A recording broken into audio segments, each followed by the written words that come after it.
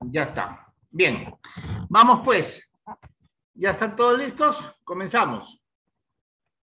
¿Se acuerdan que nos habíamos quedado la semana pasada en el intermedio temprano? En el horizonte medio, perdón, sorry. En el horizonte medio. Ya, ahí nos habíamos quedado. Sí, nos faltaba solamente la cultura Wari y del intermedio tardío la cultura Chimú. A ver, vamos pues con Wari, intermedio, horizonte medio. Wari es el resultado de la fusión de hasta 4 estilos culturales. La fusión del estilo cultural Nazca, costeño, costa sur, Huarpa, Sierra Yacuchana, ¿sí? Tiahuanaco y Pachacamac, costa central. Esos 4 estilos culturales se van a fusionar para dar origen a lo que se ha denominado la cultura Wari, ¿ya? Que según el arqueólogo Luis Guillermo Lumbreras, repito, según Lumbreras, ¿y por qué lo menciono? Porque él es samarquino, acuérdate tú, Luis Guillermo Lumbreras es profesor arqueólogo de San Marcos, ya, según Lumbreras, para Luis Guillermo Lumbreras, ¿sí? Huari vendría a ser el primer imperio del Perú precolombino. Ahí está. Primer imperio del Perú precolombino. ¿De quién estamos hablando? De Huari. Ya no olvidar eso. Huari sería el primer imperio del Perú precolombino, según Luis Guillermo Lumbreras. Ya está. Ahora, ¿quién es el descubridor? Bueno, el que primero llega a esa zona, al centro principal de Huari, o sea, a la llamada ciudad de Viñaque, es el cronista español Pedro Cieza de León en el siglo XVI. Ya Cieza de León es un cronista español que llegó justamente con los primeros conquistadores españoles en el siglo XVI. Él llegó con toda esta gentita pues que llegó a invadir el Tahuantinsuyo. Llegó con Pizarro, llegó con Almagro, con todas estas personas que llegaron a la invasión del Tahuantinsuyo, estos españoles. Ahí pues, ahí llegó Pedro Cieza, ¿ya? Con esta gente llega Pedro Cieza. Y él va a recorrer, escúchame bien, él se va a dedicar a recorrer, ¿sí? El Perú, ¿sí? Él se dedica a recorrer el Perú, a viajar por el Perú y a tomar nota de todo lo que ha descubierto. Escúchame. Ahora bien, en esos viajes llega justamente a las ruinas de la llamada ciudad de qué? De Huari o Viñaque, capital o centro principal de lo que es el llamado Imperio Huari, según Luis Guillermo Lumbreras. ¿Sí? Ahora bien, ¿qué más nos interesa? A ver, ¿qué más tenemos que ver acá? A ver, por favor, su centro principal, ya te lo dije, centro principal es justamente, como habíamos dicho ahí, la ciudad de Huari o Viñaque. El centro principal, algunos dicen la capital, ¿no? ¿Ya? La capital de Huari. El centro de Huari, la ciudad de Huari o Viñaque. Ya, no olvides eso. ¿Qué más nos interesa? La extensión. Ya, en cuanto a extensión, definitivamente, ya lo hemos dicho, es una civilización panandina o panperuana, Huari, ¿sí? Su extensión, por el norte hasta Lambayeque, va por el norte Cajamarca, o sea, Lambayeque por la costa norte y Cajamarca por la sierra norte, ¿ya? Repito, Cajamarca por la Sierra Norte y Lambayeque, ¿ya? Por la costa norte, ¿ya? ¿Estamos de acuerdo? ¿Sí? Eso es en cuanto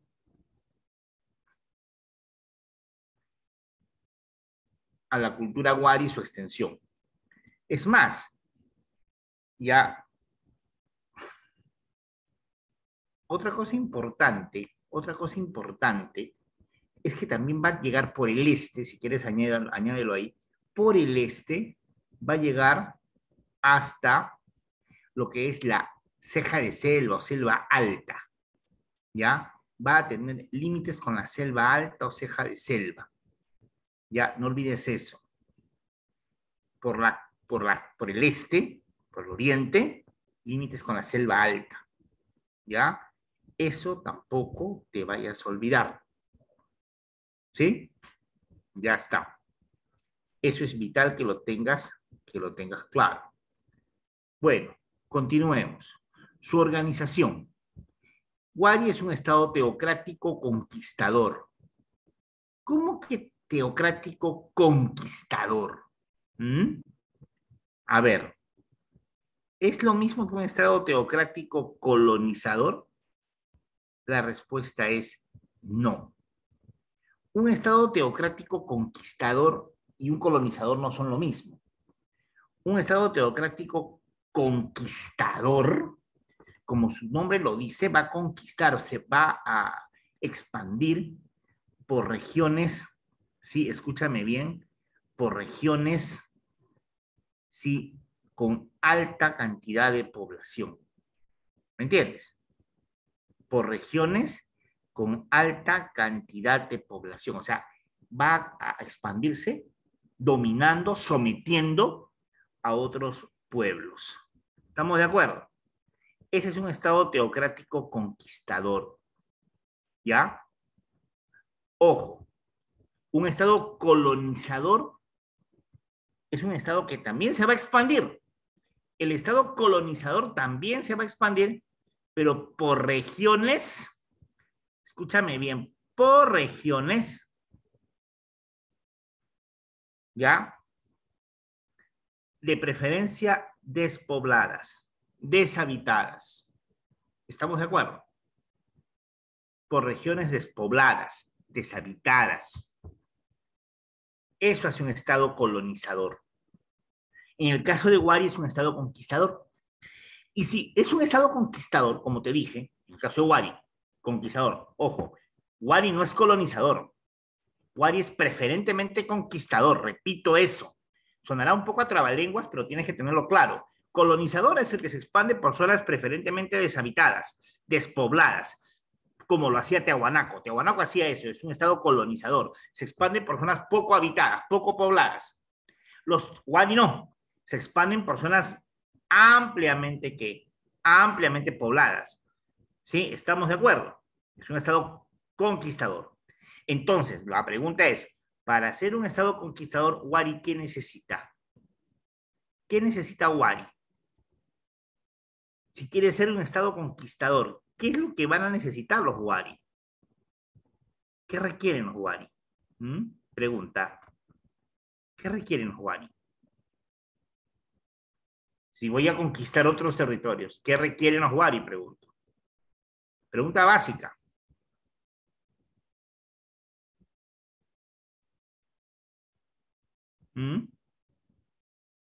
Yo sé que sabes. Cuéntame.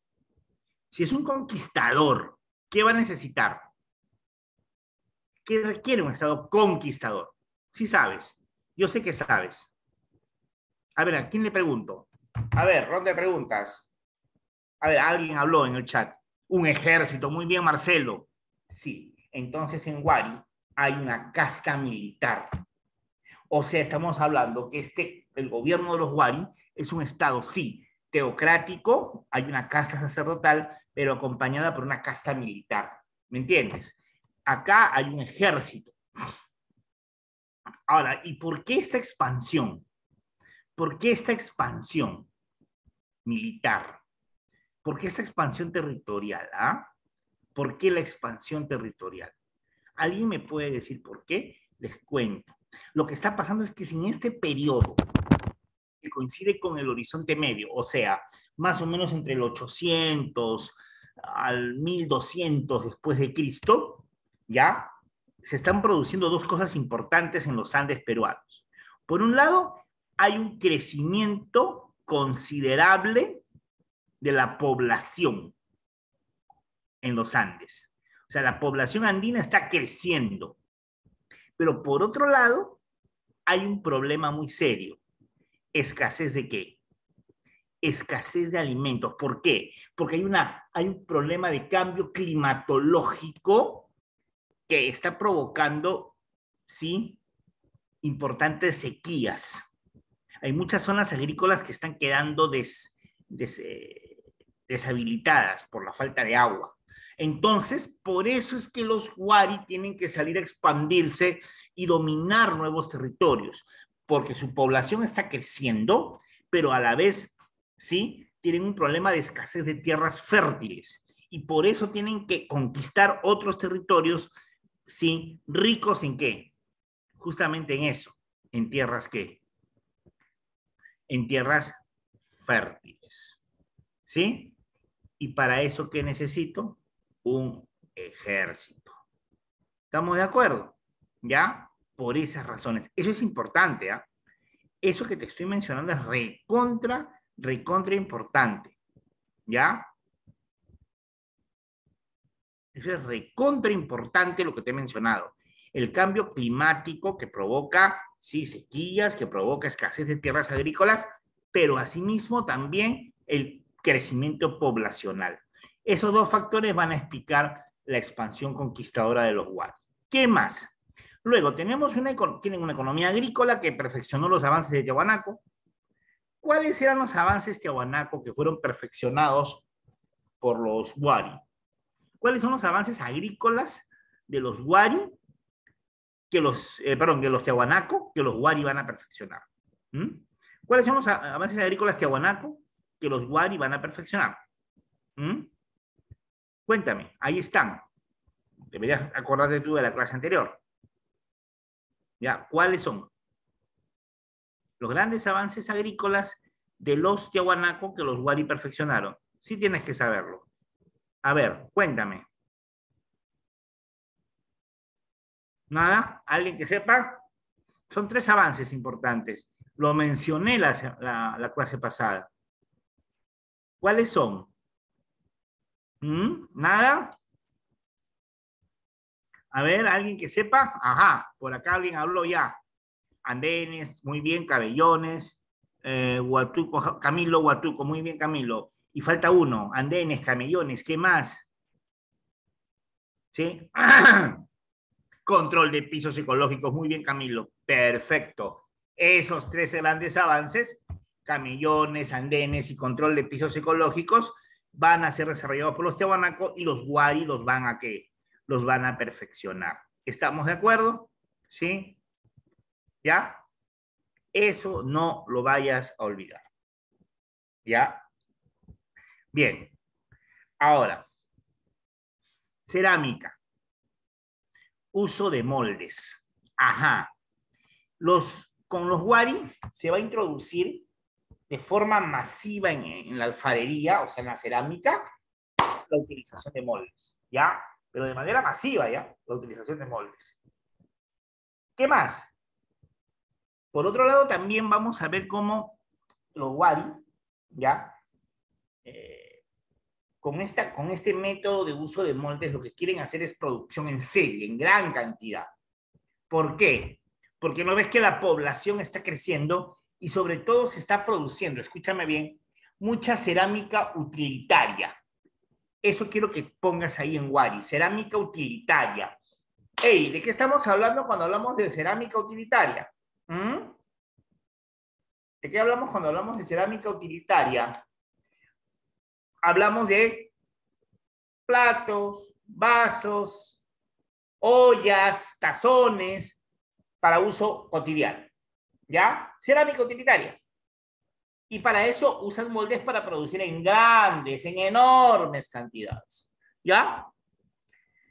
Escucha lo que te voy a decir. ¿Ah? Ojo con esto, atento, atenta. Y esto va a traer consigo lo que se ha llamado en el horizonte medio. Esto va a producir lo que en el horizonte medio se llama, entonces vamos a poner acá, horizonte medio, se va a producir lo que se llama, sí, acá lo tienes. A ver, ya, la decadencia artesanal, ¿ya? La decadencia artesanal.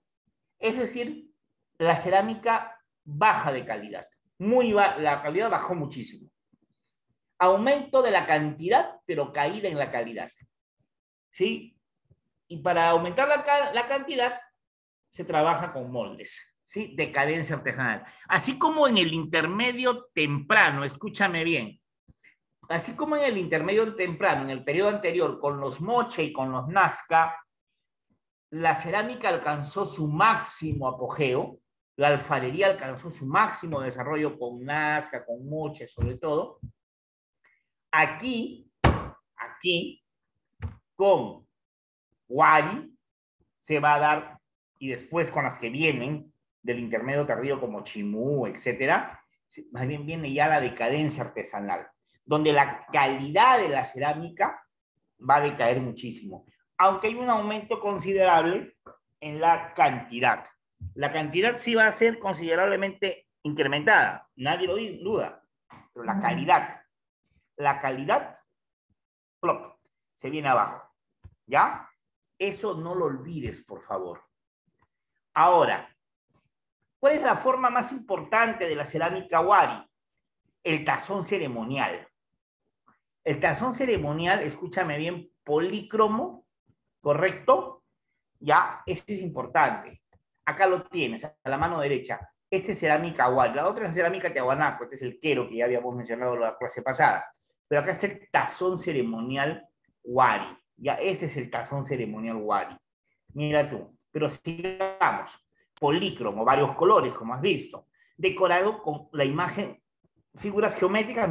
Mira, acá hay figuras geométricas, figuras naturalistas, pero predomina, ¿qué imagen? Hasta clarita acá la imagen, la figura del dios Huiracocha o dios de las varas.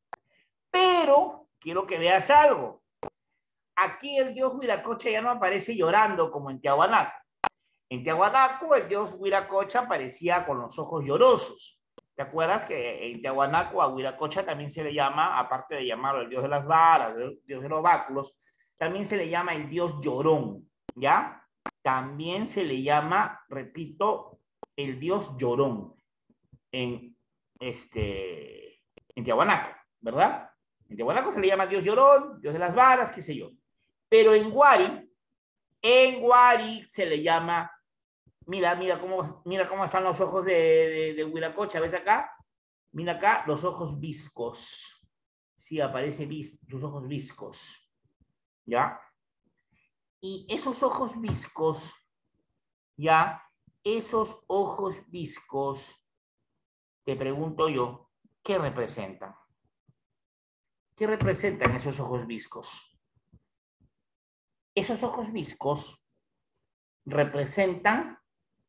están ligados directamente al cuarto menguante y al cuarto creciente, que son dos fases del ciclo lunar.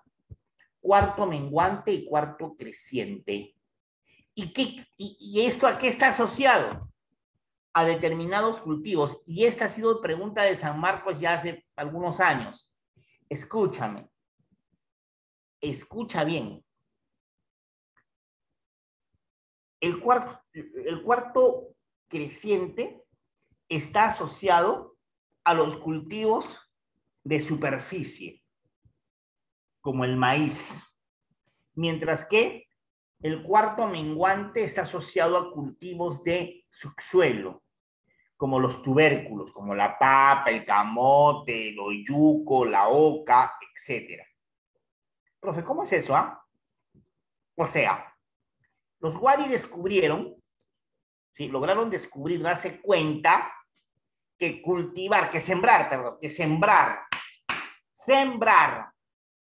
maíz en días de cuarto creciente, maíz y otros cultivos de superficie, pero en especial el maíz, sembrarlos en días de cuarto creciente, ya me estás entendiendo, permite que los cultivos crezcan de mejor calidad. Asimismo, sembrar papa, camote, oyuco y demás tubérculos en días de cuarto menguante, hace que los cultivos también, de esos cultivos crezcan mejor en esos días. Esto los Wari ya lo sabían. Y esto lo van a representar a través de los ojos viscos de Wiracocha. Entonces, Wiracocha, escúchame bien, así, pero está clarísima la analogía. Está directamente vinculado el dios Wiracocha, tanto en Tiahuanaco como en Wari, a la fertilidad de la tierra. En el caso de Tiahuanaco, los ojos llorones representan la lluvia, tan necesaria para qué? Justamente para cultivar la tierra. La lluvia es básica. Recuerda que te dije hace un rato que en el horizonte medio hay un tema de escasez de ¿qué? De agua. Justamente por eso a Wiracocha se le considera como la divinidad que va a poder proveer de ¿qué? De agua. Es tan preciada agua que estaba escaseando en aquel momento en los Andes. ¿Ya? Y en el caso de los Wari, a Wiracocha lo representan con los ojos viscos, por eso que te acabo de contar. En ambos casos vinculado directamente a la fertilidad de la tierra. ¿Ya? A ver, pero sigamos. Arquitectura. Edificación de grandes ciudades cabeza de región. Centros administrativos destinados a la producción de tejido y cerámica. Sí, los Wari van a empezar, ellos son los grandes iniciadores del urbanismo en los Andes. Repito, los Wari son los grandes iniciadores, escucha bien, esto es importantísimo lo que te estoy diciendo, ¿eh? Los Wari son los iniciadores del llamado urbanismo en los Andes. O sea, con ellos va a comenzarse la construcción de ¿qué? De grandes ciudades en los Andes. Ya, el urbanismo en los Andes. Ya, grandes ciudades. ¿Qué función tenían estas ciudades? Centros administrativos destinados ¿a qué? A la producción de tejido y de cerámica. O sea, en estas ciudades, llamadas también cabezas de región, que son centros administrativos, en donde se organizaba la producción de textiles y de cerámica. O sea, la gente que vivía en esas ciudades, ahí, en esas ciudades, la gente se dedicaba básicamente al cultivo, a la producción del tejido y a la producción de cerámica. ¿Ya? Pero además estas ciudades eran puntos de intercambio. Ahí se juntaba la gente de distintas zonas de los Andes a intercambiar ¿qué? Productos. Y además también ahí en esas ciudades era donde se organizaba, desde ahí se iba organizando, se iba planificando la actividad agrícola. ¿Ya? Bastante compleja la función de estas ciudades Wari. ¿Sí? ¿Qué ciudades destacan? Viñaque, Cajamarquilla, Guarivilca, Vilcashuaín. Cajamarquilla es la más cercana a nosotros, acá nomás. Aquí nomás en lo que es el distrito de Huachipa, aquí nomás. Ya, San Juan del Lurigancho. Bueno, no San Juan del Lurigancho, a la espalda de San Juan del Lurigancho, ¿no? En Huachipa. ¿Sí? Está la ciudad arqueológica, el resto arqueológico de Cajamarquilla. Ahora, una precisión importante. Las ciudades Wari en los Andes, en la sierra, están hechos en base a piedra. Repito, en la sierra los Wari utilizaban la piedra para construir sus ciudades. Es el principal material de construcción. En la costa, sus ciudades son básicamente ¿de qué? De adobe. No te olvides. En la sierra son de piedra y en la costa de adobe. Ya sabes lo que es el adobe. Son ladrillos hechos de barro con paja. Ya, no olvidar eso. ¿Qué más? Otros representan al dios Wiracocha con los ojos viscos. Sí, ya lo dije hace un rato. Ahora, ¿cómo se produjo el final de Wari? Básicamente porque las ciudades Wari, escúchame bien, comienzan a crecer de manera ya excesiva. Hay un crecimiento poblacional excesivo y esto habría provocado que no hubiesen podido producir la cantidad suficiente de recursos, de alimentos, para alimentar a una población, ¿sí?, que iba creciendo cada vez más. sea, eran ciudades que estaban en franco crecimiento, ¿ya? Ahora bien, las ciudades Guari, como por ejemplo, Viñaque, la ciudad de Viñaque, o Guari, la ciudad de Viñaque, o también llamada Guari, en Ayacucho, ¿sí? No olvides, el centro de Guari se ubica en Ayacucho, muy cerca de la ciudad de Huamanga. Esta enorme ciudad prehispánica, Guari, llegó a albergar en su mejor momento, se calcula, los arqueólogos calculan, más o menos unos 50.000 a 60.000 habitantes. Tú me dirás, uy, profe, pero 50.000, 60.000 no es nada, pues, en comparación con las grandes ciudades de ahora. Mire nomás, profesor, Lima tiene, ¿qué? 9,5 millones de habitantes. Ya, profe, Arequipa, la segunda ciudad del Perú, tiene 1 millón de habitantes. Trujillo tiene casi también 1 millón, Chiclayo tiene medio millón. No, pero, profe, 60.000. Bueno, sí, es verdad, si lo comparas con la proporción de la población de las ciudades de ahora, es pequeña. Pero comparemos con lo que pasaba en el mundo en ese momento. Estamos hablando del horizonte medio, entre el... Sí, ya te dije, entre el 800 y el 1200 después de Cristo. Eso coincide con lo que en Europa estaba dándose el periodo conocido como la Edad Media. En Europa se está viviendo la Edad Media. ¿Me entiendes? Se está viviendo todo este periodo de la Edad Media. Imperio carolingio, guerra de las cruzadas, la expansión de los musulmanes, de los árabes, ¿ya? Mientras que acá en los Andes se está viviendo el fenómeno Wari, el fenómeno Tiahuanaco, ¿ya? Entonces, por ello mismo, habría que preguntar, ¿de qué tamaño eran las grandes ciudades, por ejemplo, en Europa en ese momento? En ese mismo momento en que acá florecía Wari, florecía Tiahuanaco, allá en Europa las grandes ciudades como, por ejemplo, Londres o París, tenían poblaciones más o menos similares a lo que tenía la ciudad de Wari, o Iñaki, 50.000, 60.000 habitantes. O sea, en realidad, ¿sí? La ciudad de Wari para su época era una ciudad grande, ¿ya? Era una ciudad grande. Ya, no te olvides de eso, por favor. ¿Y qué pasó? La población creció tanto, como repito, que llegó un momento en que ya no existieron los recursos suficientes para alimentar a tanta gente en las ciudades. ¿Eso qué provocó? Éxodo. Es decir, un montón de gente se comenzó a marchar de las ciudades. Simplemente las ciudades comenzaron a quedar abandonadas. La gente se comenzó a ir. ¿Ya? Y además se supone que además los Wari habían sido atacados por algunos pueblos ¿sí?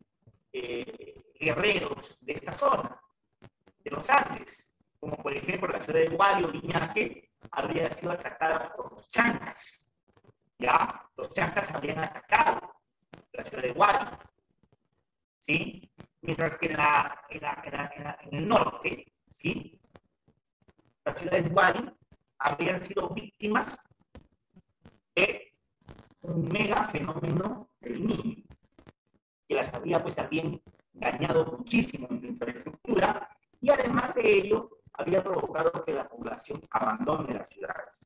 Entonces, todo esto habría generado la decadencia de Wari.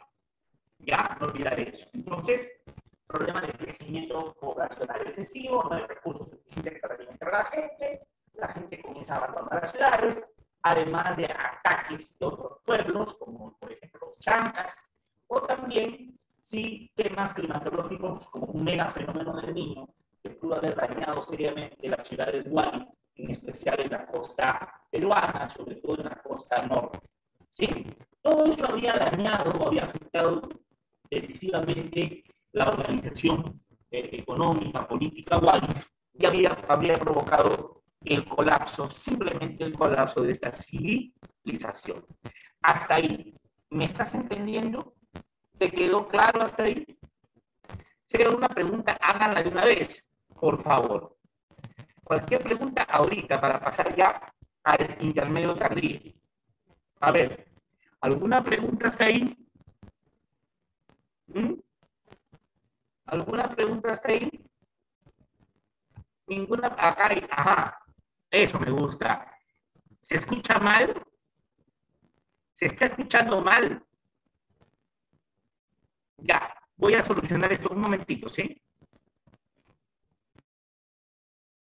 Un ratito, ahorita lo soluciono.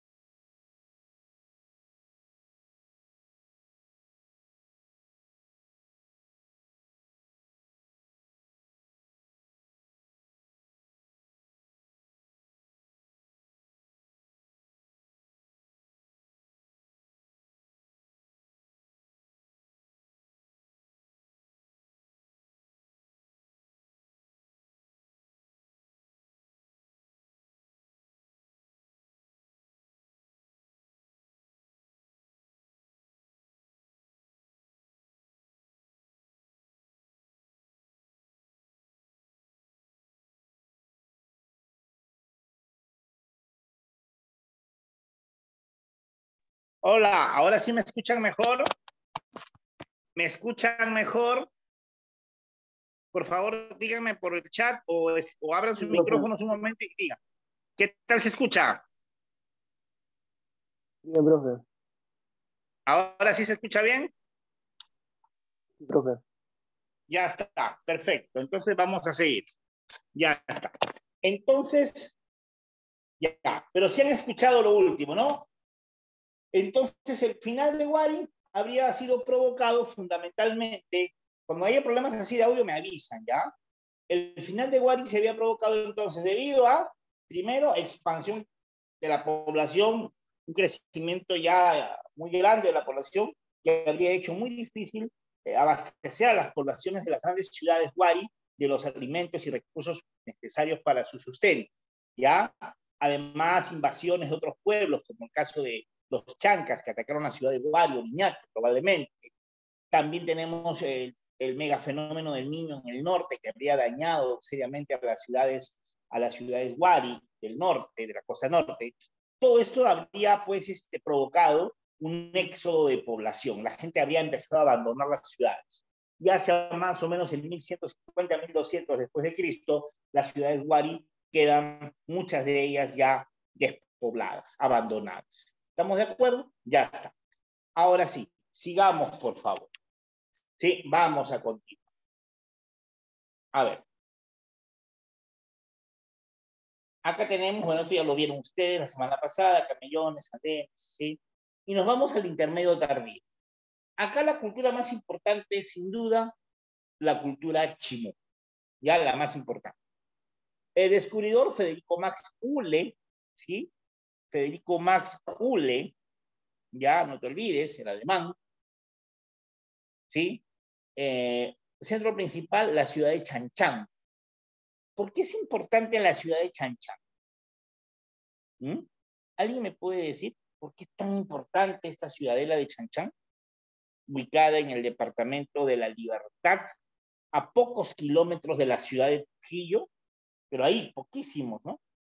El que conoce Trujillo o quien sea de Trujillo sabe de lo que estoy hablando, está a pocos kilómetros de la ciudad de Trujillo, está muy cerca del aeropuerto de Trujillo, está ahí nomás, ¿sí? Muy cerca también de las playas de Huanchaco, ahí nomás está la ciudadela de Chanchán, ¿verdad?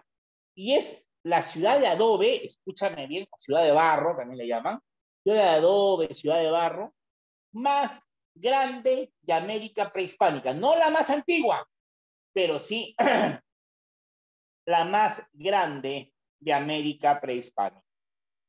Ciudad de adobe más grande de América prehispánica. Ese datito, escúchame bien, quiero que lo tengas bien claro. Ciudad de adobe más grande de América prehispánica. Ya, ese dato es importante que lo tengas claro. La extensión, ¿es una cultura de intermedio? O sea, es una cultura regional, es un desarrollo regional. ¿Ya? Eso no lo olvides, un desarrollo regional. Tenemos ahí que se va a extender básicamente por toda la costa norte del Perú. ¿Ya? Toda la costa norte. Tumbes, Piura, Lambayeque, La Libertad, Ancash e inclusive hasta el norte de Lima. Hasta, ya, escúchame, Caraballo, al norte de Lima. Hasta Caraballo, aquí ya nomás a unos cuantos kilómetros del casco urbano de Lima Metropolitana, en Caraballo, norte de Lima, encontramos restos de la cultura chimú. Ya, es básicamente una cultura costeña, es un desarrollo costeño. Ahora, su organización es un estado teocrático militarista, o sea, gobernado por sumos sacerdotes por un lado, pero también por una casta militar. O sea, hay una casta sacerdotal acompañada de una casta militar que son los que van a detentar el poder. Su economía es una economía agrícola, esencialmente agrícola, ¿ya? Ya lo dijimos, economía agrícola, aunque también complementada con la pesca. Economía agrícola, sí, pero también desarrollaron pesca. Y también, eventualmente, escucha, practicaron el intercambio comercial con pueblos, sí, de la costa del Ecuador, actualmente de la costa ecuatoriana, de la actual costa del Ecuador. Ahora, su centro principal, en cuanto a la agricultura, ¿sí? Su más importante aporte en cuanto a la agricultura se refiere es el desarrollo de los huachaques o chacras hundidas. Este es un aporte importante de los, ¿sí? De los chimú. Las chacras hundidas o huachaques, escúchame bien, las chacras hundidas o huachaques, ya están acá, mira, son chacras hundidas, ya, escúchame bien, chacras hundidas, como puedes ver ahí, chacras hundidas, ¿sí? Que aprovechaban el agua de dónde? Aprovechaban el agua, ¿sí? De la napa freática, ¿ya? ¿Qué es la napa freática? Esta agua del subsuelo. O sea, ellos no sembraban a nivel del suelo, ¿ves ahí? Sino que ellos excavaban y se ponían a sembrar más bien unos 4, 5, 3, 4, 4, 5 metros por debajo del nivel del suelo. Ya, ahí ponían sus enormes chacras, enormes, tamaño de una cancha de fútbol, ¿ya? Y ahí comenzaban a sembrar para aprovechar el agua del subsuelo, el agua de la napa freática. ¿Qué es la napa freática? Esta capa de agua subterránea, ¿sí? Que prácticamente está debajo de la tierra, en casi todo la tierra, debajo de la corteza terrestre encuentras napa subterránea, napa de agua o agua subterránea. Y con esa agua los chimú aprovechaban para regar sus campos de cultivo. Eso es lo que hacía. Ahí puedes ver. ¿Qué más?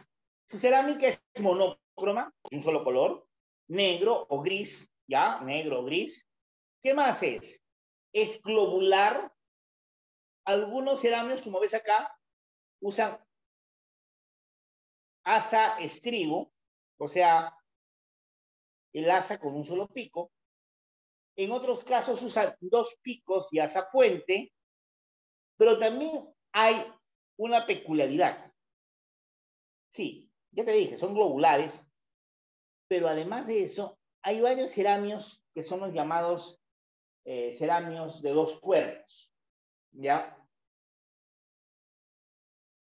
Sí, o sea, vasijas, cerámica, cántaros, huacos, como quieras llamarlo, de dos cuerpos, como lo ves acá, ¿ya? Unidos por el asa, unidos por un asa. Aquí el de arriba, el de la mano izquierda arriba, se le conoce con el nombre este que está acá arriba, de huaco silbador. Los huacos famosos, los muy conocidos huacos silbadores. ¿Por qué se les llama huacos silbadores? Porque estos huacos a estas vasijas, pequeñas vasijas de cerámica, ¿se les llenaba de qué? Se les llenaba de agua, ¿sí? Hasta por lo menos el 3/4 de agua a cada uno de estos dos cuerpos. Y después se les empezaba a mover, y al momento de mover empezaban a salir un sonido por acá, por esta parte, ¿sí? Comenzaba a salir un sonido como un silbido. No es otra cosa que el aire, el agua que empuja el aire sale por aquí y sale como un silbido, el huaco silbado. ¿Ya? ¿Qué más? Esta cerámica usa moldes, sigue la decadencia artesanal, no te olvides, sigue la decadencia artesanal, sigue el uso de moldes, usan dos picos y azapuentes, sí, ya te había dicho, pero también hay un solo pico, ¿ya? El huaco silbador que te he mencionado. Ahora bien, en cuanto a su arquitectura, ya está, edificaciones de adobe, que te mencioné, Chan, la ciudad de adobe más grande de América, Paramonga, ubicada al norte de Lima, que es una especie de fortaleza, Pacacnamú, que es otra importante zona arqueológica chimú, ubicada en La Libertad. A ver, no hay que olvidar, sí, que los chimú además, sí, fueron importantes orfebres, ¿sí? Tienen un importante desarrollo, no te olvides, eso es importante, ellos destacaron en orfebrería, ¿ya? Tienen un importante desarrollo en orfebrería, ¿ya? No olvidar eso. Los chimú son importantes orfebres, trabajan metales preciosos. ¿Qué metales preciosos? El oro, sobre todo el oro, el cobre, también lo van a trabajar con destreza, ¿ya? Escúchame bien, van a desarrollar máscaras funerarias, van a desarrollar pectorales, también van a desarrollar aretes, pendientes, ¿ya? También van a desarrollar esclavas o brazaletes, ¿sí? Y constituyen, junto con la cultura lambayeque, escúchame bien, repito, junto con la cultura lambayeque, vienen a ser los mejores ceramistas, perdón, orfebres del Perú precolombino. Los chimú y los lambayeque vienen a ser los mejores orfebres. Tanto chimú como lambayeque vienen a ser los mejores, ¿qué te dije? Orfebres del Perú, ¿qué? Prehispánico, precolombino. ¿Ya? Tanto los chimú como los lambayeque. ¿Ya? No olvides eso, por favor. ¿Qué más nos interesa? A ver. Otros, navegación. Como te dije, Ellos van a desarrollar la navegación que les va a permitir tener intercambios comerciales con pueblos de la costa del Ecuador. ¿Ya? Intercambios con los habitantes de la costa del Ecuador. ¿Ya? Hasta ahí. ¿Alguna pregunta, por favor?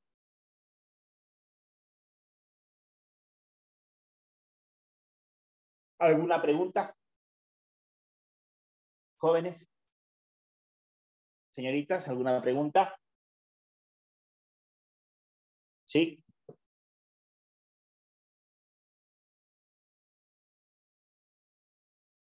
¿Ninguna? ¿Me están escuchando bien, por favor? Por el chat pueden hablar, si están escuchando bien, el audio se siente bien. Hola, ¿me están escuchando? Sí, profe.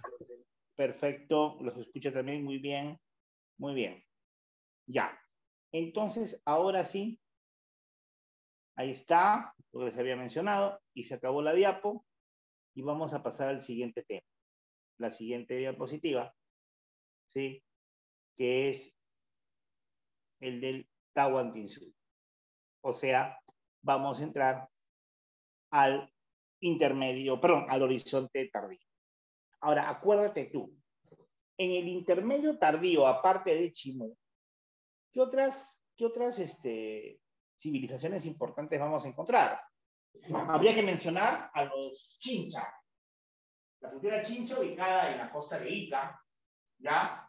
Los Chinchas se caracterizaron por ser excelentes navegantes, ¿ya? Te lo menciono, ya, o sea, no se desarrolla mucho en un ciclo tan corto como es el del verano, pero sí te lo menciono. Los Chinchas han sido los mejores navegantes del Perú prehispánico, del Perú precolombino, ¿ya? Ellos además desarrollaron todo lo que es el comercio marítimo, el intercambio marítimo. También, mira, era un intercambio muy complejo de los Chinchas. Ellos tenían comercio marítimo, ¿ya? Y llegaron hasta las costas del Ecuador, ¿ya? ¿Correcto? Hasta las costas del Ecuador, pero cubrían toda la costa peruana. De la costa peruana llegaron inclusive hasta la costa ecuatoriana, hasta Guayaquil. ¿En dónde obtenían, escúchame bien, en dónde han obtenido, sí, un, un producto, ya, escúchame bien, que es el caparazón o la concha del Spondylus. Escúchame bien, el Spondylus.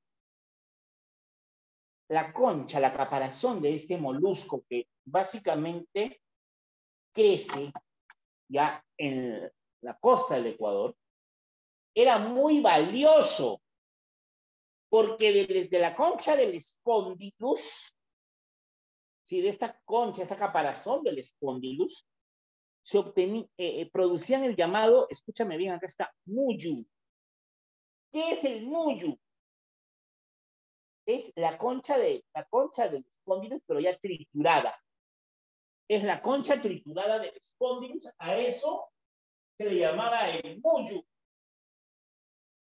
Y los Chincha, ¿ya? Van a, sí, dedicarse al comercio de este producto. ¿Por qué es tan importante? Porque el muyu era considerado el alimento sagrado de los dioses, ¿ya? El muyu era considerado el alimento sagrado de los dioses. Su valor era pero recontra importante. Y escúchame, los Chincha llegaron a comercializar este muyu por toda la costa e inclusive hasta el altiplano, hasta la meseta del Collao, actualmente Puno. Hasta ahí los Chincha, ¿sí? Van a llevar el muyo. O sea, ellos no solamente practicaban comercio marítimo, también practicaban comercio por tierra, ¿ya? Comercio marítimo y comercio por tierra. Sí, no he puesto, ya he quitado la pantalla, solamente he puesto, estoy hablando, lo de Chincha, estoy mencionando nada más, ya va a quedar en la grabación. Ya, ahorita voy a pasar a la siguiente diapositiva, que es la del Tahuantinsuyo, ¿ya? Estoy poniendo en el chat esto, lo del mundo, los fondos, ¿ya? Ahora, los Chincha probablemente, con esto cierro de los Chincha, probablemente los Chincha utilizaron un tipo primitivo ya de moneda, repito. Los Chincha probablemente utilizaron un tipo primitivo de moneda, de medio de cambio, moneda, probablemente, para sus transacciones. Las llamadas achitas de cobre. Este es el sistema de cambio que utilizaban los chinos. Pequeños pedacitos de cobre en forma de achitas, las achitas de cobre, que vendrían a ser una especie de, probablemente, no está confirmado tampoco, ¿eh? Pero probablemente un tipo de moneda. ¿Ya? ¿Estamos de acuerdo? Ahora bien, ahora sí, pasemos a lo que es el Tahuantinsuyo en el horizonte tardío. Ahora yo pregunto, ¿cómo llega a su fin el intermedio o segundo intermedio?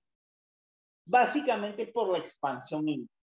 Los incas van a conquistar a estos pueblos del intermedio tardío. Los incas van a conquistar a los chimú, los incas van a conquistar a los chincha, van a conquistar a los chancas, que también son del intermedio tardío, van a conquistar a los chachapoyas de la selva norte, los chachapoyas también son del intermedio tardío, a los pueblos aymaras de la meseta del Collao, entre otros pueblos.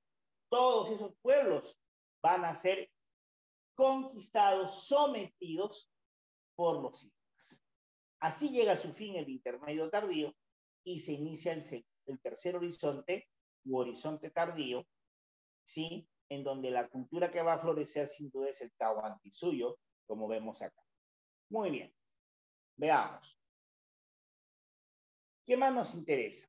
A ver, veamos acá lo que es el mapa del Tahuantinsuyo, el famoso mapa del Tahuantinsuyo. Acá tenemos, mira tú, el Tahuantinsuyo. ¿Qué significa Tahuantinsuyo? Sí saben, ¿no? Tahuantinsuyo significa las 4 regiones del sol. Ese es su significado, la traducción del quechua al español. 4 regiones del sol. ¿Ya? Las 4 regiones del sol. ¿Ya? El Tahuantinsuyo tenía como centro principal o capital la ciudad del Cusco, también conocido como el ombligo del mundo. ¿Ya? El Cusco, el ombligo del mundo. La capital y el centro principal de la ciudad del Tahuantinsuyo, del estado inca. Cusco es la capital y el centro principal del estado inca del Tahuantinsuyo. Tahuantinsuyo, además, sí, se extendió por hasta 6 países sudamericanos: Colombia, Ecuador, Perú, sobre todo Perú, ¿sí? Bolivia, norte y centro de Chile y noroeste de Argentina. Ya, ahí está. Ahora bien, sí, se dividió en 4 regiones, ¿sí? Las 4 regiones del sol que te mencionaba hace un momento, que son ¿cuáles? El Antisuyo, que es la región ubicada al oriente del Cusco, el Antisuyo, te repito, ¿ya? El Contisuyo, ubicado al, sí, suroeste del Cusco, ¿ya?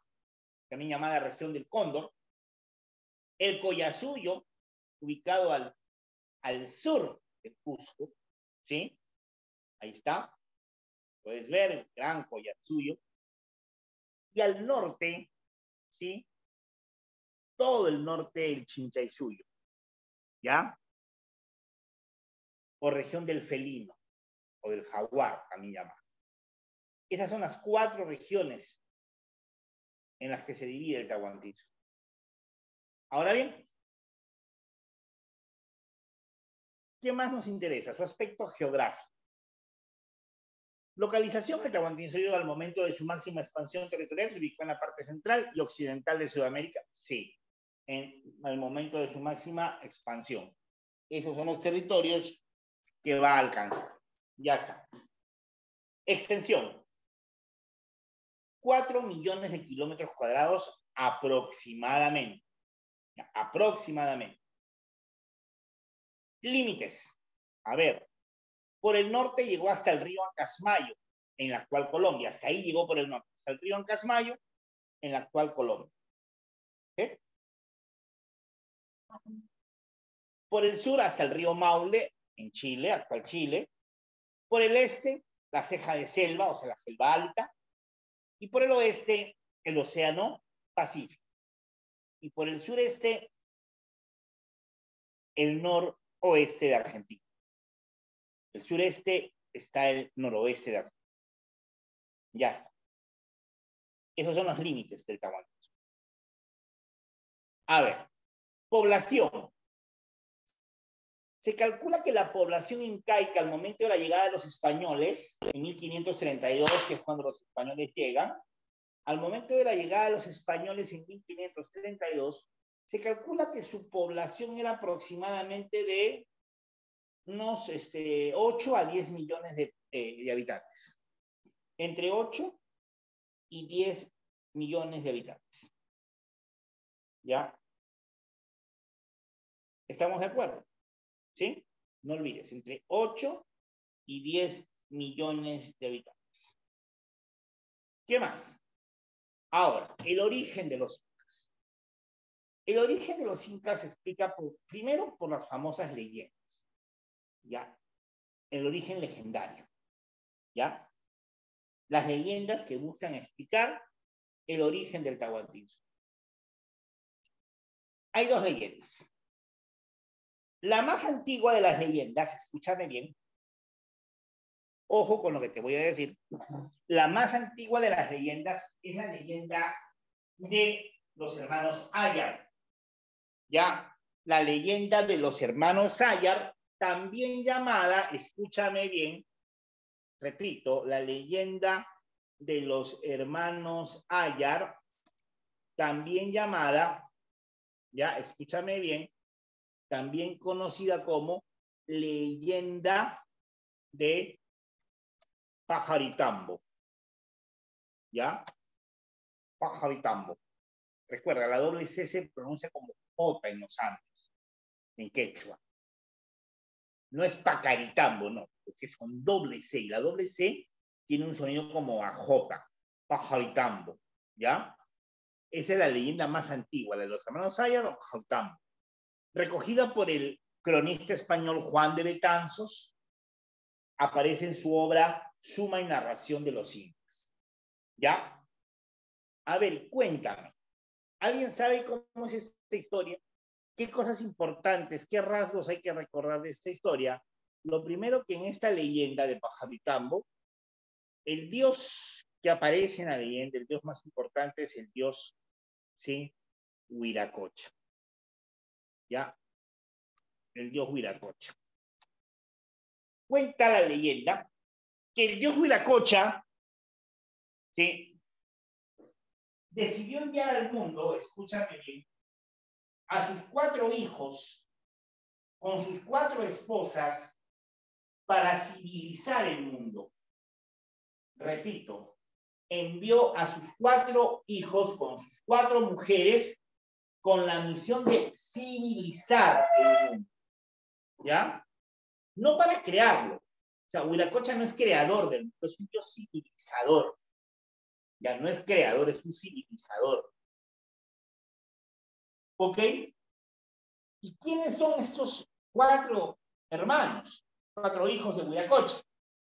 Creo que son conocidos los nombres. Ayar Manco, Ayar Cachi, Ayar Uchu y Ayar Auca. Acompañados por sus 4 mujeres. Mama Odrio, Mama Cora, Mama Rauba y Mama Huaca. Las 4 mujeres. Ellos salen al mundo, ¿ya? Salen al mundo desde, a ver, primero, desde una pacarina. ¿Qué es la pacarina? Lugar de origen. O sea, los hermanos Ayar, ¿cuál es el lugar de origen de los hermanos Ayar? ¿De dónde nacen los hermanos Ayar? Salen de una pacarina o lugar de origen llamado, ¿sí? el cerro Guanacaure.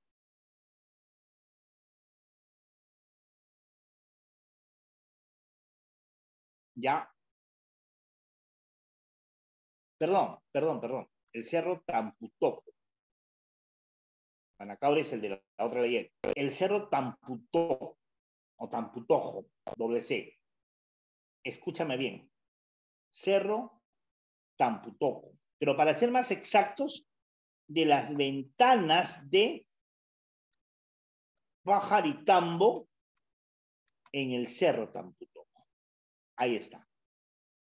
De ahí sale, mira, la Pacarina, o sea, el lugar de origen de los hermanos Sayas son las ventanas de Pajaritambo en el cerro Tamputoco.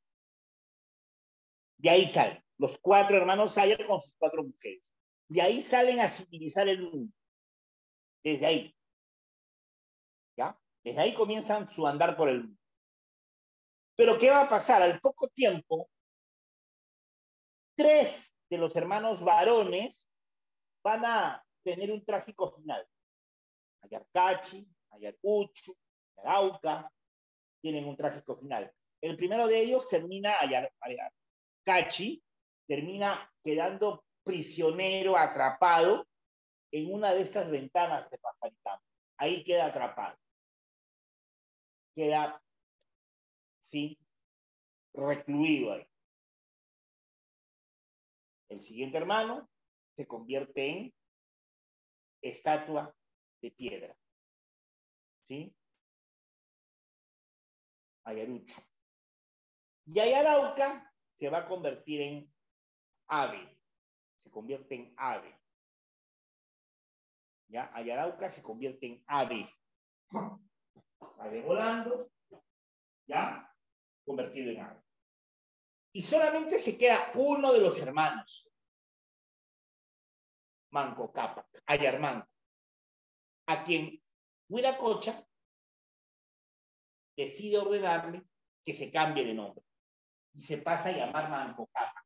Repito, Ayarmanco, ¿sí? Que es el único hermano que sobrevive, ¿ya? Se va a cambiar de nombre y pasa a llamarse Manco Cápac. Y él se va a quedar con las 4 mujeres. O sea, él se queda con las 4 mujeres, con Mama Obvio, Mama Cora, Mama Ragua, ¿sí? Y Mama Huaco. Con las 4 se va a quedar.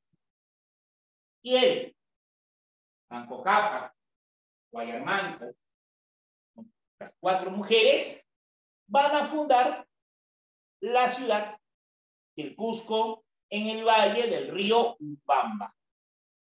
¿Estamos de acuerdo? ¿Ya?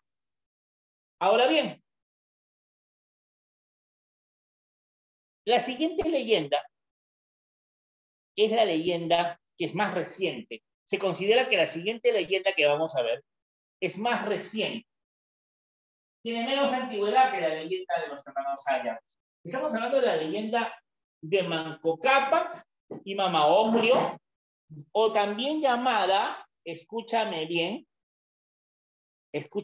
la leyenda de Manco Cápac y Mama Ocllo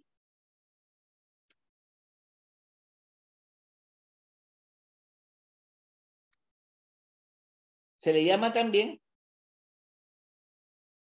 leyenda del lago Titicaca, ¿ya? O leyenda del lago Titicaca. A ver, fue recopilada ¿por quién? Por el cronista mestizo, este es mestizo, o sea, es peruano, pero hijo de español y de madre indígena, mestizo, para muchos se le considera el primer mestizo de América, el Inca Garcilaso de la Vega. ¿Ya? ¿Estamos de acuerdo? Este mestizo, cronista mestizo, peruano, pero que vivió casi toda su vida en España, mucho ojo con eso. ¿eh? El Inca Garcilaso de la Vega vivió la mayor parte de su vida en España, y ahí en España escribió 2 grandes obras: Los comentarios reales de los incas y La Florida del Inca, que son 2 crónicas sobre el Tahuantinsuyo, sobre el Incario. Y en comentarios reales de los incas, en esa sobre todo, en comentarios reales de los incas, es donde aparece por primera vez la leyenda del lago Titicaca o de Manco Cápac y Mamahuaca. En esta obra, comentario, en esta crónica, comentarios reales de los incas. ¿Ya? Ahora bien, escúchame, en esta leyenda, que es más actual, menos antigua que la anterior, ¿ya? Está el dios Inti. Esta es la primera diferencia con la leyenda anterior. La leyenda anterior, el dios era el dios de la cocha. Acá no, es el dios Inti, el sol.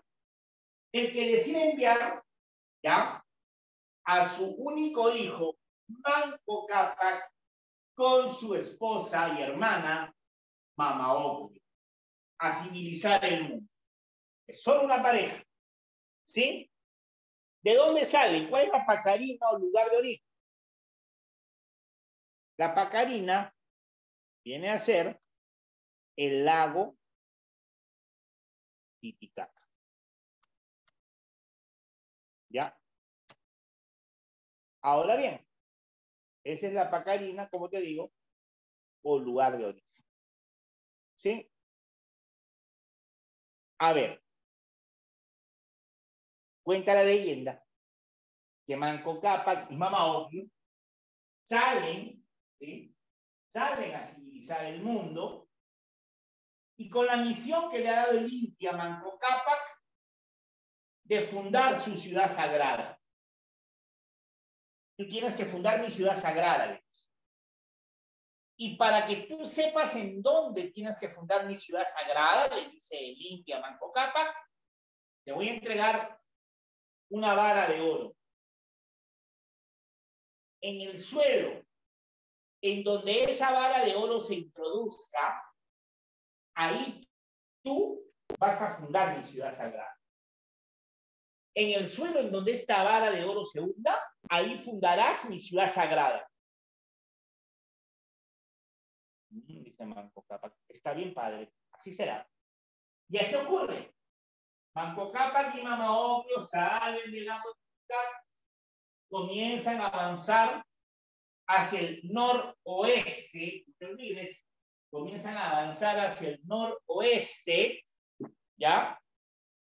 Y después de haber hecho varios intentos porque la vara se introduzca en el suelo blando, finalmente llegan al valle del río Urubamba. Repito, finalmente llegan al valle del río Urubamba. Y en el valle del Urubamba, en las faldas del cerro Guanacaure, repito, en las faldas del cerro Guanacaure, ojo, cerro Guanacaure, aquí está, cerro Guanacaure, ahí en las faldas del Guanacaure, la vara de oro se introduce en el suelo por completo y desaparece. Y es ahí donde Manco Cápac sabe que el sol quiere que se funde su capital. Y es ahí donde se va a fundar la ciudad del Cusco, en el valle del río Urubamba, en las faldas del Guanacaure. Ahora bien, pero esta es la explicación legendaria, mitológica. ¿Realmente fue así? No, pues, esto es una explicación mitológica de un hecho histórico, una explicación legendaria, simbólica, metafórica de un hecho histórico. En realidad, los incas, ¿sí?, la etnia incaica, la etnia quechua, escúchame bien, la etnia incaica, la etnia quechua, provendrían de la meseta del Collao. Los incas serían descendientes de los tiahuanacos. Ya, los incas, esta etnia quechua, sería descendiente de los tiahuanacos. Ya ellos habían habitado originalmente la meseta del Collao a orillas de Titicaca. Y por alguna razón que aún todavía en discusión qué fue lo que pasó realmente, tuvieron que dejar súbitamente esta región la meseta del Collao, del Titicaca, y moverse hacia el noroeste.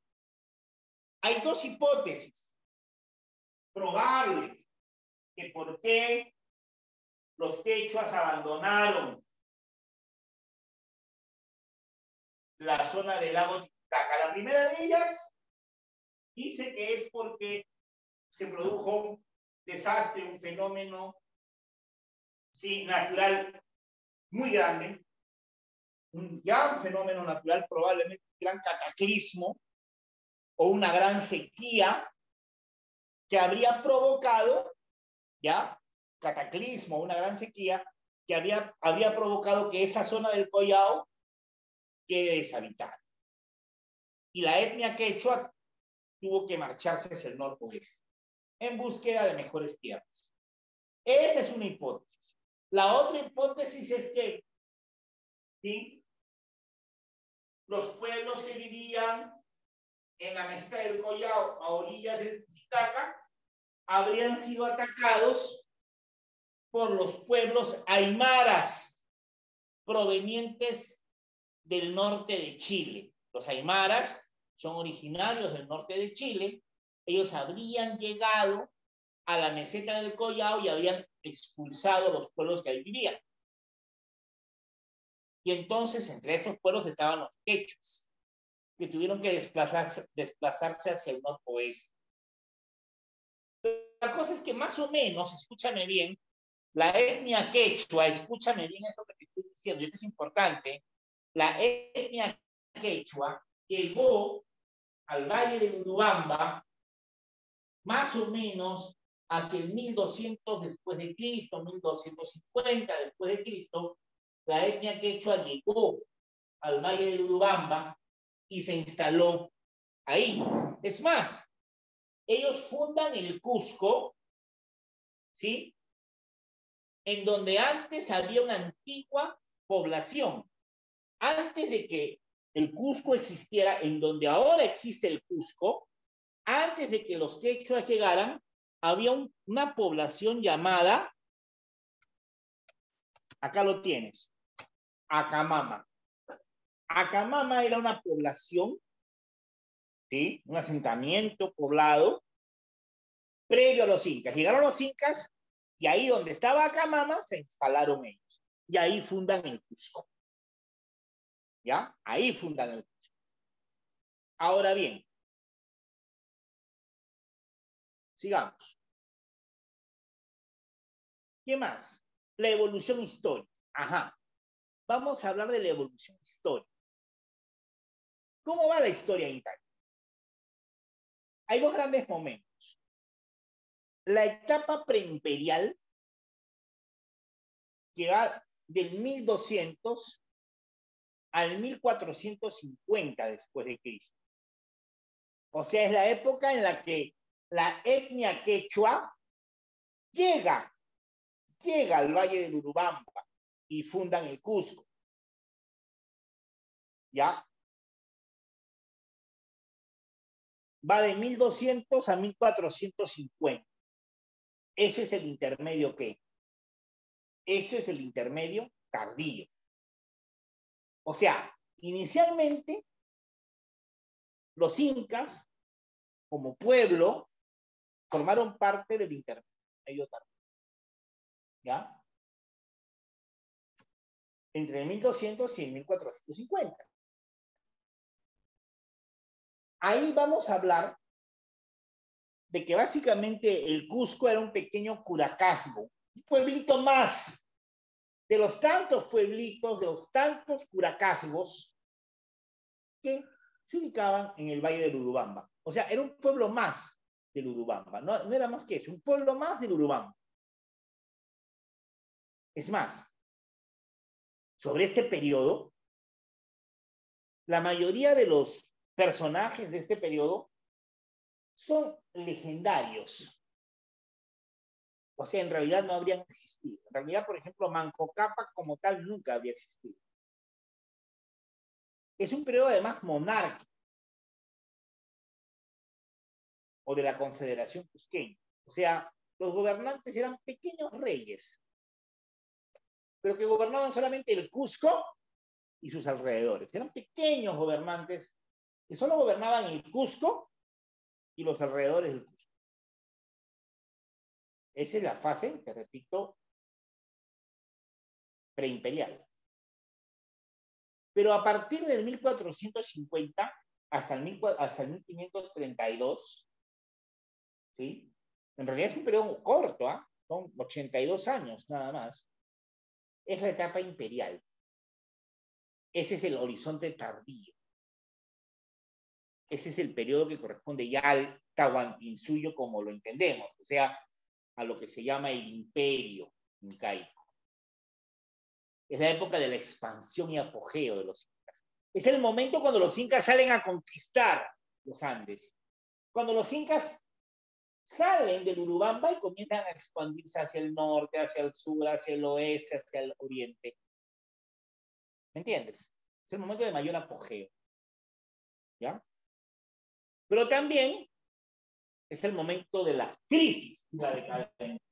Así como en estos 82 años los incas van a muy rápidamente conquistar enormes extensiones de los Andes, también muy rápido su auge se terminó.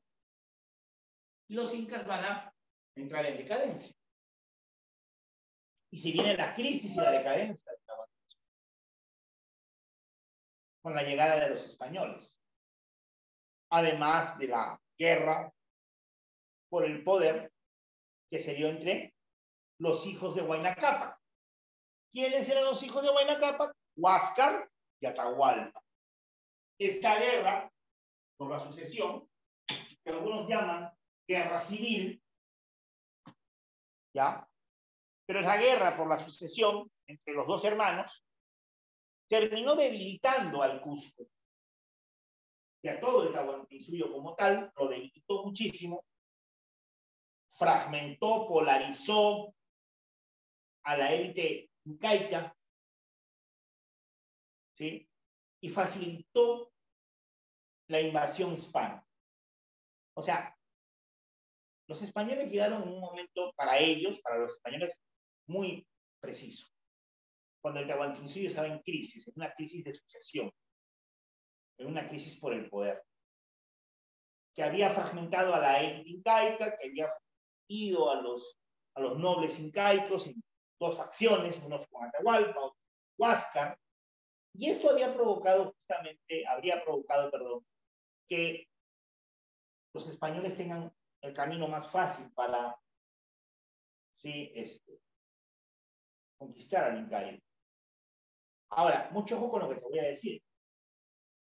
Es muy probable que, y esto es una opinión mía, desde un punto de vista de historiador, que igual, o sea, así los españoles hubieran llegado en otro momento, cuando de repente ya la guerra hubiera terminado, o simplemente hubieran llegado antes, en el reinado de Huayna Cápac, igual, hubieran ganado, tal vez hubieran ganado, igual, pero les hubiera costado mucho más trabajo hacer. No lo hubieran tenido tan fácil, hubieran tenido mucho más sufrir para conquistar el Tahuantinsuyo, ¿ya? Tal vez como lo que tuvieron que padecer los españoles en México. En México los españoles sí tuvieron que enfrentar, ¿sí? Una resistencia muy feroz de los aztecas. En cambio acá la cosa fue relativamente más fácil. Sí, al final hubo enfrentamientos, hubo facciones que se rebelaron contra la invasión española, pero literal, comparado con lo que pasó en México, acá fue más fácil, no fue tan difícil para Pizarro y su gente tomar el control de los Andes. ¿Ya? ¿Qué más tenemos? Las dinastías, o sea, las familias incaicas, las familias de incas. Tradicionalmente, según el Inca Garcilaso de la Vega, siempre hay que remontarnos a Garcilaso. Mira, qué importante es Garcilaso para hablarnos un poco de la historia incaica. Según Garcilaso de la Vega, en Comentarios Reales de los Incas, vamos a hablar de dos dinastías de incas, o sea, de dos grandes familias de incas. La dinastía Urin Cusco y la dinastía Hanan Cusco. O sea, dos grandes familias de incas.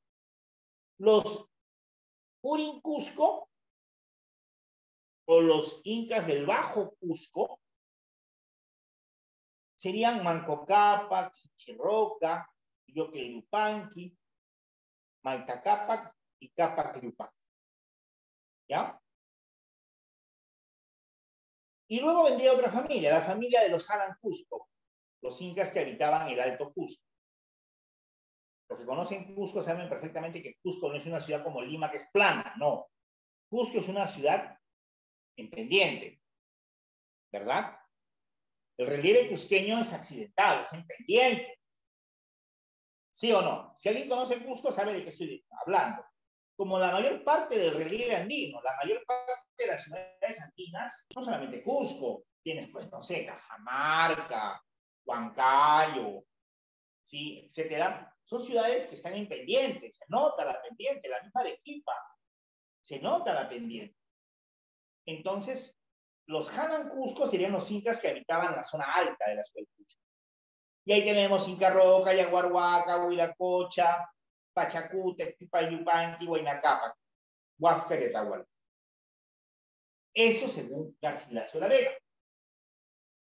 Pero, paralelo a la división de Inca Garcilaso de la Vega sobre las dos familias, que en realidad es algo que Garcilaso, realmente, chicos, se lo inventó.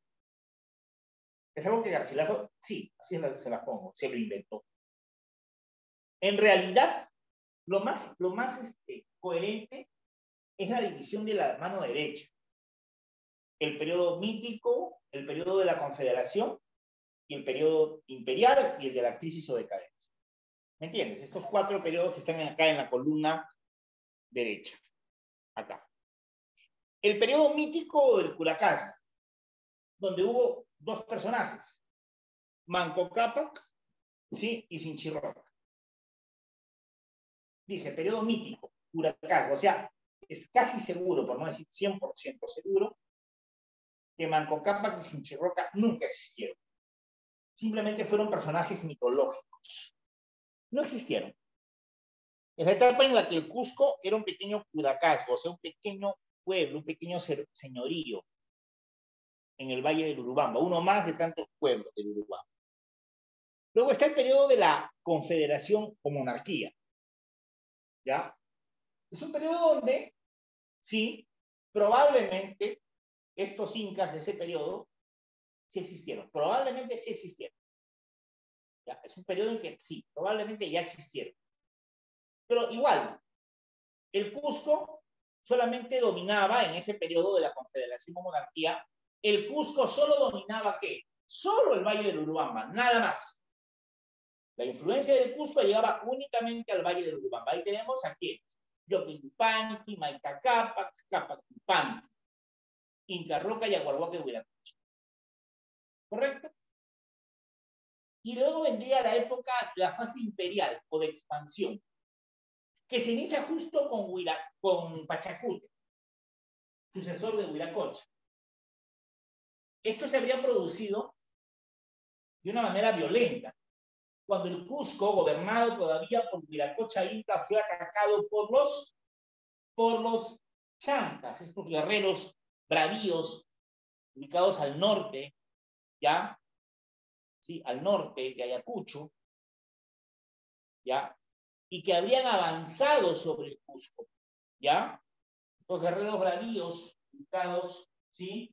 Al norte de Ayacucho, habrían avanzado hacia el Cusco, habrían rodeado la ciudad de Cusco, ¿ya? Y habían estado a punto de destruir el Cusco. Es más, el Inca Huiracocha Inca, ya bastante anciano, decidió que escapar, huir de la ciudad y dejar el mando de la ciudad a su heredero. ¿Cómo se llamaba su heredero? Inca Urco. Heredero, para que él se haga cargo de enfrentar a los chancas, que eran un pueblo aguerrido, temido, solo hasta ese momento invencible, sanguinario también. Decía que los chancas hacían tambores con la piel de sus enemigos, a quienes mataban. Bueno, pero Inca Urco también huye, escapa, junto con su padre, con Huiracocha Inca, Cusco se queda pues desguarnecido a merced de los chancas. Son cerca de 20.000 chancas a punto de entrar a la ciudad. Y es entonces que uno de los hijos menores de Viracocha Inca, el joven Cusi Yupanqui, acá lo pongo, decide ponerse al mando de las fuerzas del Cusco y él sale a enfrentar a los chancas. ¿Pero cómo? Tiene un pequeño ejército de menos de 5.000 hombres contra cerca de 20.000 chancas. ¿Cómo los va a enfrentar? Dice que en ese momento Cusi Yupanqui le implora al Inti, al Sol, por su ayuda. Y el Inti lo va a escuchar y lo va a ayudar. Y hace que las piedras de los cerros se conviertan en soldados. Los pururaucas o soldados de piedra. Y los pururaucas, soldados de piedra, ayudan a Cusi Yupanqui a derrotar a los chancas. Esto es obviamente una leyenda, la leyenda de los pururaucas, ¿ya? Con la cual Cusi Yupanqui derrota a los chancas, captura a sus líderes, a los hermanos Asto y Kumai Huaraca, y les da una muerte terrible, los va a despellejar, ¿correcto? Así como los chancas hacían, él mismo le hace eso a los chancas, y desde ese momento Cusi Yupanqui se proclama en el nuevo gobernante. Se cambia de nombre y se hace llamar Pachacútec. Él es Pachacútec. Él comienza a gobernar el Cusco y se inicia la expansión. Ahí hablamos de la fase imperial. Luego vendría Tupac Yupanqui, que es el que realiza el mayor número de conquistas. Algunos lo han llamado el Alejandro Magno de América, por las conquistas que hizo. Y además se le llama el Inca Navegante. ¿Por qué? Porque él, ¿sí? Tupac Yupanqui, logró hacer un viaje por mar hasta las Islas Galápagos, probablemente, o las islas de Polinesia, en verdad, ¿no? Unos dicen que fueron las Galápagos, otros dicen que fueron la isla de Pascua, ¿ya? Pero fue la Polinesia. La cosa es que los incas, con Tupac Yupanqui, llegan a la Polinesia. Lo más probable es que haya sido a la isla de Pascua, ¿ya? Pero en realidad de esto no hay una certeza a dónde llegó realmente. Pero llegó a una de las islas del Pacífico y regresó. Un largo viaje que hizo Tupac Yupanqui. ¿Ya?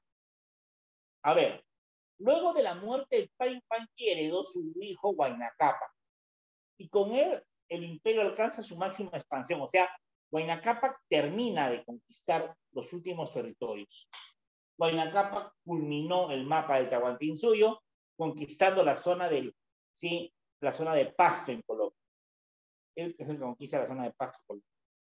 Luego ya vendría pues el enfrentamiento final entre Huáscar y Atahualpa ante la muerte de Huayna Cápac. Recuerda, Huayna Cápac muere de viruelas, porque ya los españoles han llegado a América durante el gobierno de Huayna Cápac, ya los españoles están en América. Es más, durante el gobierno de Huayna Cápac ya Pizarro ha llegado por primera vez al Tahuantinsuyo.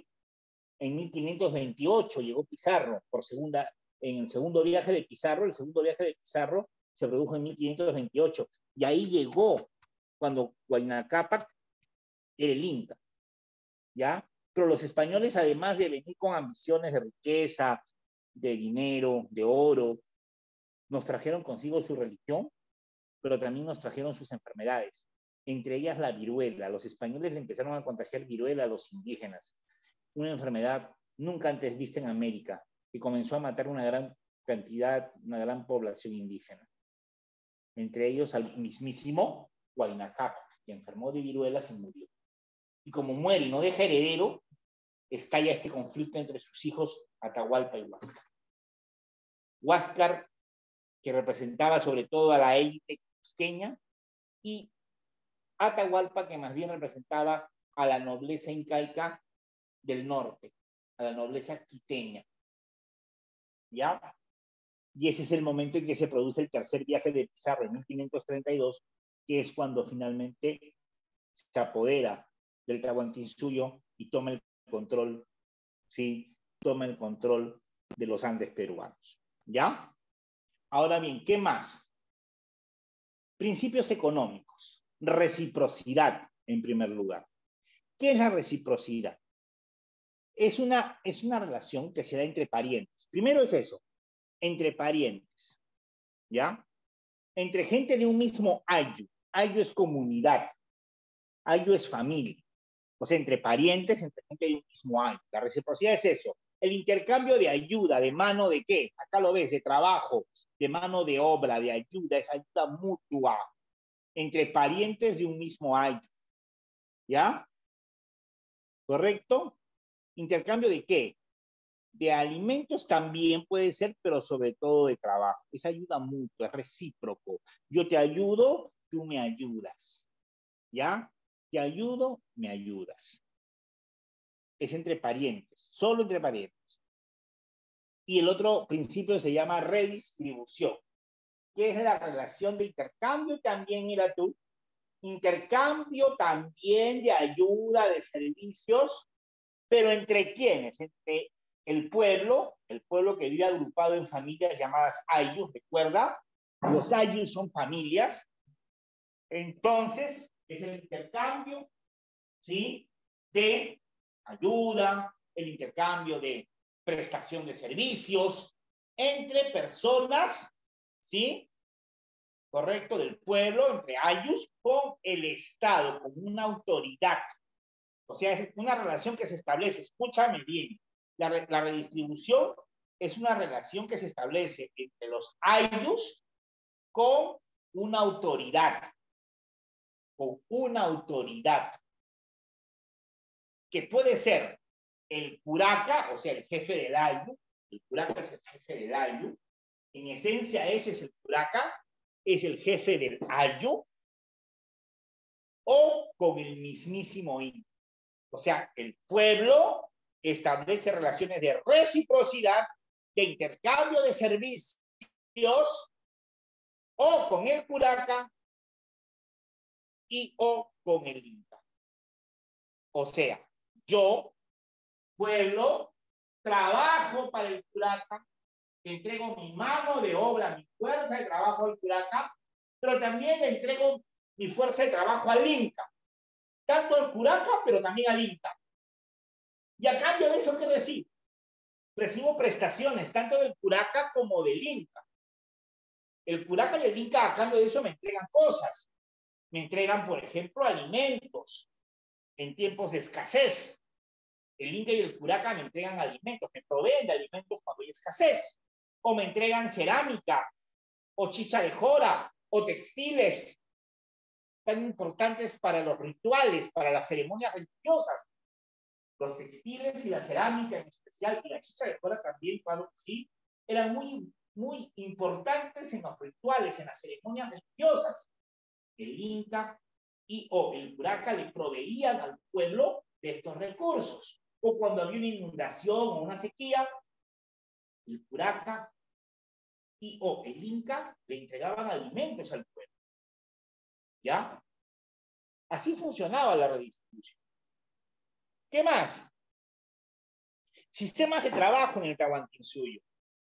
Los sistemas de trabajo más importantes son tres. Primero está la minca. Es el trabajo, ¿sí? Comunal, escúchame. La minca, escúchame, y anótalo, es un trabajo comunal. Comunal que se realiza en las tierras del Inca y del Sol.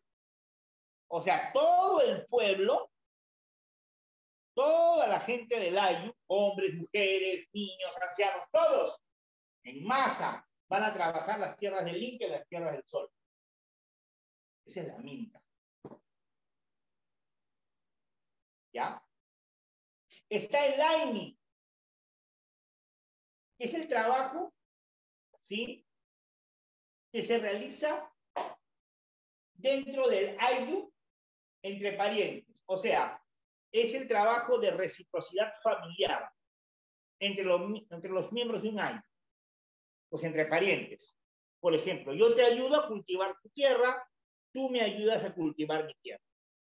¿Me entiendes? Es un trabajo más bien personal entre gente del mismo ayu. O por ejemplo, cuando alguien se va a casar dentro del ayu, dentro de esta familia, alguien se va a casar, los demás miembros de su familia van y le construyen la casa a los recién casados. Así, dentro del año te vas a acabar un matrimonio, ya. El resto del año va y le construye la casa a los recién casados. Y todos tienen que hacerlo. Pero ojo, después algún día, cuando otros se casen, los que hoy día recibieron esa ayuda, tienen que devolver la ayuda y también trabajar en favor de los que después se vayan a casar. O sea, así como te ayudan, tú tienes que ayudar, por eso es recíproco.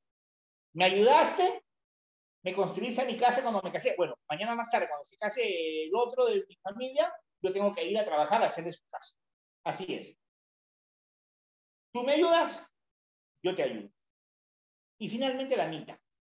La MITA es un sistema de trabajo en favor del Estado imperial del Tahuantinsuyo. Y solo la MITA la hacen los varones. Ojo, mientras que la MINCA se hace o la hacen hombres, mujeres, niños, ancianos, todos. La MINCA es comunal. La MINCA es comunal. Todos en favor de las tierras del Inca y del Sol. La MITA no. La MITA es un trabajo que solo lo hacen ¿quiénes? Los varones. Solo los varones en favor del Estado. Solo varones. ¿Ya? Y por turnos. ¿Cómo que por turnos? Un año va un grupo. Otro año va otro grupo. O sea, no lo hacen todos los años, sino que se van turnando. Repito, la MINCA es un trabajo por turno, se van turnando. Mientras que la MINCA es comunal, todos. ¿Ya?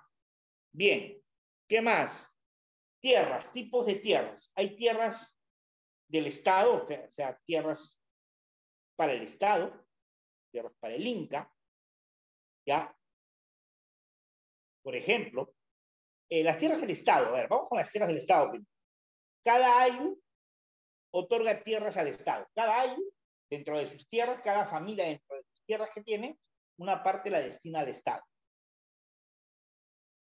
Lo que esas tierras producen, lo que las tierras del Estado producen, van a las colcas, que son los depósitos de alimentos, los grandes depósitos de alimentos ubicados en las partes altas de los cerros.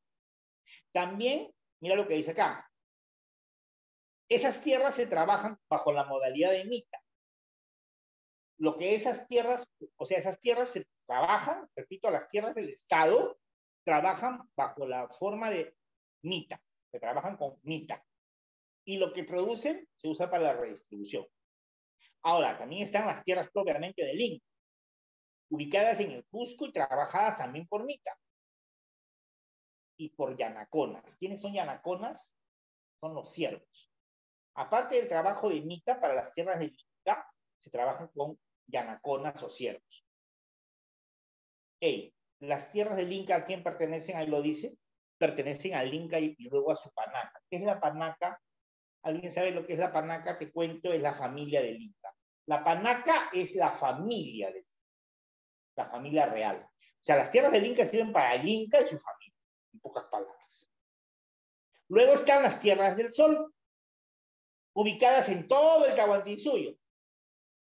¿Para qué sirven las tierras del Sol? Para producir alimentos, para alimentar a quiénes. Para alimentar a todo el personal del culto. O sea, a la gente que se dedica a servir a los dioses. O sea, a todos aquellos que están en los templos.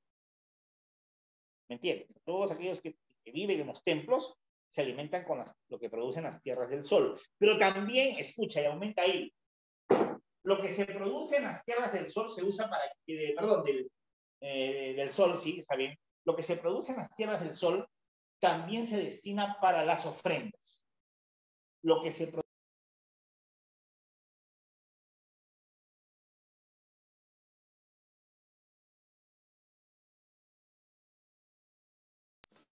¿Ya? ¿Estamos de acuerdo? Lo que se produce en las tierras del Sol también se produce, ¿para qué te dije? Para las ofrendas. ¿Ya? Para las ofrendas. O sea, para las fiestas religiosas. En todas las fiestas religiosas siempre se va a ofrendar, ¿sí? gran cantidad de comida, maíz, ¿sí? Ají, papa, ¿ya? Todo eso que se ofrenda, que se quema, se incinera, sale de las tierras del sol, ¿ya? Sale de las tierras del sol. Y las tierras del Ayu son las tierras que se le otorga a cada comunidad, a cada gran familia. Ayu, no lo olvides, es familia o comunidad. Bien, entonces lo vamos a dejar acá. Ah, bueno, y lo último, el topo tupu, y acá me voy. El topo tupu es una parcela de tierra, ¿sí? Que se le entrega a cada varón adulto que se ha casado, a cada varón adulto que se ha casado se le va a entregar un topo o tupu, que es una parcela de tierra, ¿sí? Que él la va a tener que cultivar para, con lo que produce esa tierra, alimentar a su familia. O sea, el topo tupu es una parcela de tierra que le entregas a cada varón adulto casado para que ahí él produzca los alimentos que él y su familia necesitan. Se calcula, y esto es un aproximado, que cada topo tupu tenía una extensión de 2.700 metros cuadrados. Repito, el topo tupu tenía una extensión de más o menos 2.700 metros cuadrados. ¿Ya? A una mujer le dan además, a la esposa, le dan medio tupu más, medio topo o tupu más. ¿Ya?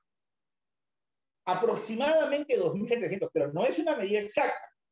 Todo estaba en función, como dice ahí también, de la calidad y productividad del suelo, y también dependía mucho del clima. En un suelo muy bueno, tal vez la extensión del topo era menos. Si el suelo es muy bueno y muy productivo, la extensión es menor. Pero si el suelo es malo, el suelo no es tan bueno, la extensión es un poco más. ¿Ya?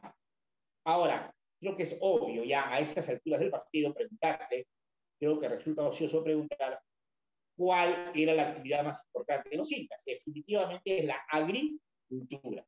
Los incas son básicamente un pueblo agricultor, aunque también vinculados a la ganadería.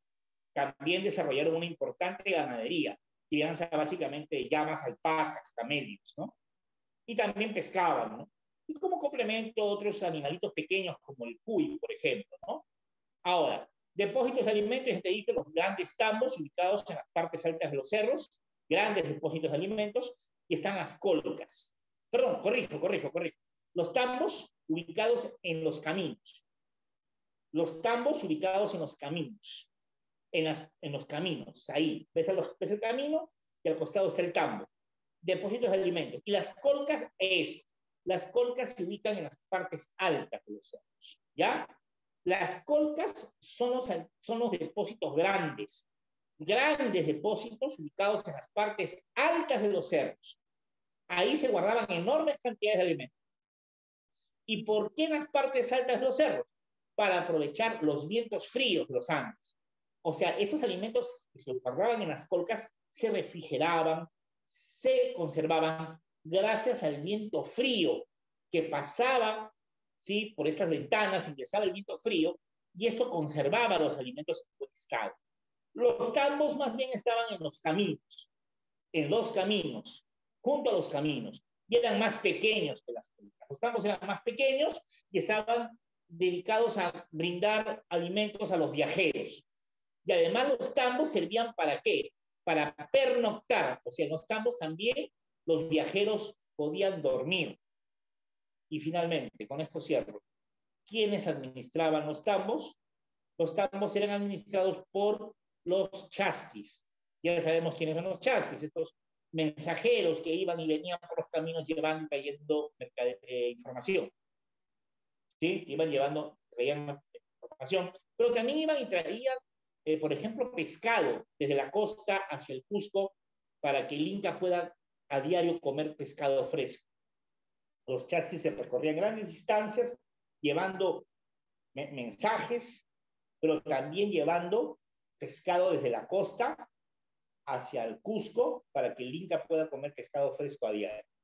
¿Ya? Tambos en los caminos, depósitos más pequeños, administrados por chasquis, además funcionaban como albergues, y las colcas, grandes depósitos de alimentos ubicados en las partes altas. Gracias a ello, a que estaban en las partes altas, se aprovechaban el frío, el viento frío de los Andes, de las partes altas, para refrigerar y conservar en buen estado los alimentos. Ya está. Hasta aquí lo vamos a dejar hoy día. ¿Alguna pregunta, rapidito? ¿Alguna pregunta? Por favor, rapidito. ¿Alguna pregunta? Señoritas, jóvenes.